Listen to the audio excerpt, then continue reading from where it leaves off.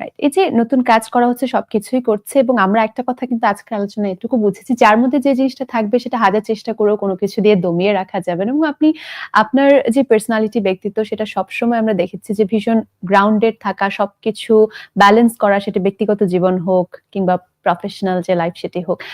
কামব্যাকের সেই জায়গাটায় যদি আবার একটু চলে যাই, সেই সময়টা নিয়ে একটা ইনফরমেশন আছে যেটা দর্শকদের মধ্যে অনেকেই জানেন না। সবাই জেমসকে জানেন, এক নামেই তাকে চেনেন, নগর বাউল গুরু। কিন্তু জেমস যে দুর্দান্ত সুর করেন এবং জেমসের সুরে যে ফাহমিদা নবীর গান গাওয়া হয়েছে এবং জেমসের স্টাইলে যে কিছুটা গান গাওয়া হয়েছে, এই তথ্যটি কিন্তু অনেকেরই অজানা। আপনার কাছ থেকে একটু শুনতে চাই। আমার একটা পরীক্ষা হয়ে গেছিল অনুষ্ঠান শুরুর আগে। আমি আমার আসলে প্রথম অ্যালবামটা জেমসই সুর করেছিল। ওর 12টা গান ছিল ওর সুরে। তো ওখানে অনেকের লেখা গান ছিল। তো সেখানে সুন্দর চমৎকার কিছু গান ছিল। তো সেই গানগুলো নিয়ে আমার আসলে মনে পড়ে বন্ধু, তারপরে হচ্ছে ম্যানিলা, নির্বাসন, সোনালী বিকেল, আরো না অনেকগুলো গান ছিল। তো ওর সুরে আমি বললাম যে জেমস মানে আমাকে কিভাবে, ও তো ওরকম করেই গায়।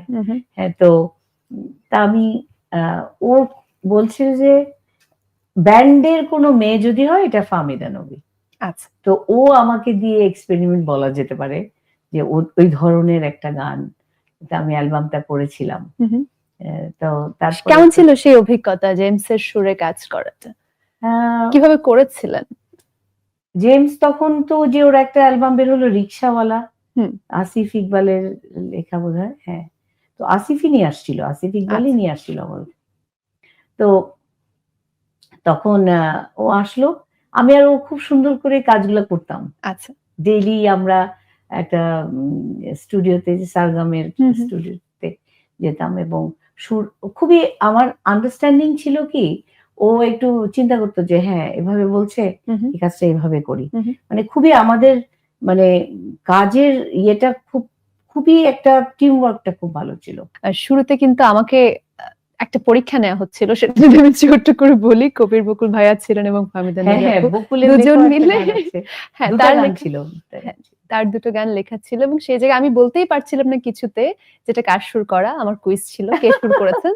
দেন ফাহমিদা নবী ম্যাম যেটা করলেন যে একটা বিশেষ ভঙ্গিতে গাইলেন, বিশেষ সুরে বলে এবার বলো কে, এবং আমি ধরে ফেললাম যে জেমস। সোনালি বিকেল সেই রংধনুটা দেখে আমি বিভোর হলাম, হৃদয়ে আমার আজ প্রকৃতির সুখ, আমি ভুলে যেতে চাই সেই নীল বেদনা, কেলাম রেখে অভিমানী কান্না, আমি ভুলেছি সুখের দুটি চোখ।